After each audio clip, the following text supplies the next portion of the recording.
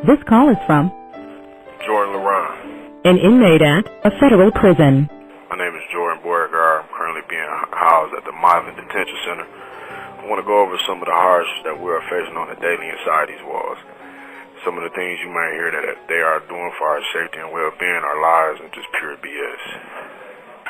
So first and foremost, no testing at all on the West Unit, which is a total of 120 inmates, has been done. It's the same on the East Side, so that's a total of 240 people. And the BOP is now reporting a lot of cases to the COVID-19 webpage due to the fact that some cases are being treated as a presumed positive. So let me explain a little bit more what that means. Presumed positive means assuming authority without the right to do so, taken for granted. So with no proof of a positive test, they're just going to assume that I or we had the virus. Let's not forget this virus matches symptoms of the common cold and flu. So even if I didn't have it, now that you have quarantined me around positive people, my chances of catching it is at an all-time high.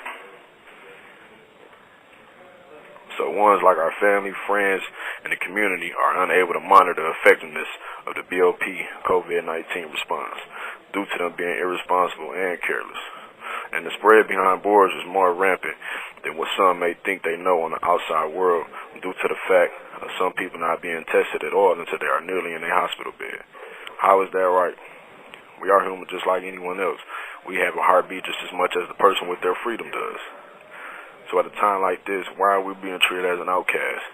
I'm sure everyone heard this one growing up. Treat others how you want to be treated. Pretty self-explanatory, right?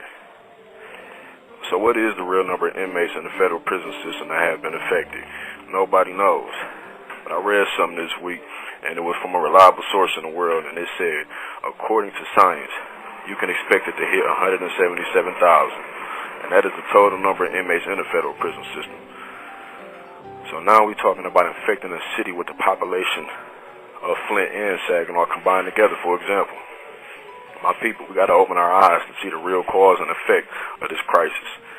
Not the picture that they're trying to paint for us to see, but what's really going on in the universe. Let's look at it like this. 80% of the time in here, you go looking for trouble. It doesn't find you. And the other 20% may stumble across you, but it all boils down to how you handle the situation when it's that time. But with us being in such a micro environment and such a high population, that 20% of trouble that I was talking about finding you just went up to 100% due to the fact BOP is not making a serious attempt to depopulate the prisons. So for example, right, we had a staff member by the name of Jay Polkenhorn, our unit case manager, tell us that everyone on the West Wing was excluded from home confinement due to not being 60 years of age and older.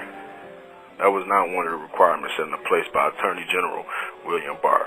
So that was a lie he told. This call is from a federal prison. And he did it with no effort. But what are we to do? We stuck between a rock and a hard place. That's why we need more help from the outside, like our lawyers, judges, friends and family, and the community, which is the most important, to raise awareness to make sure we can make it out to our families alive. So I'm asking everyone, and I mean everyone, who comes across this message, please share it, then share it again, tag others in this post, and ask them to do the same. It's been guys that I have really sat down and take time and build with on a whole nother level and see the knowledge that they really had obtained in these last few years of them being down.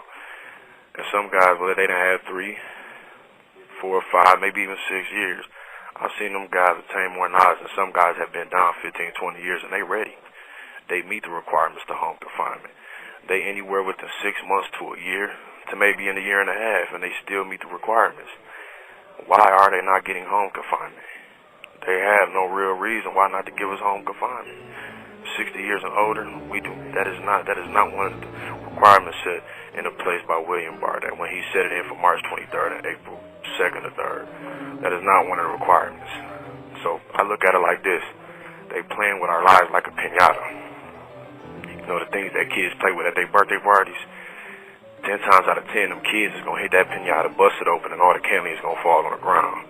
So what you telling us is you playing with our lives. You playing with the freedom that we are supposed to get. And you just waiting on us to fall to the ground. That's not right, man.